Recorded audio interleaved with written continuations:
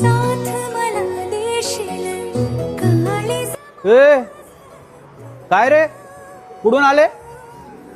चला साहेबांनी बोलवलंय, उडा लवकर.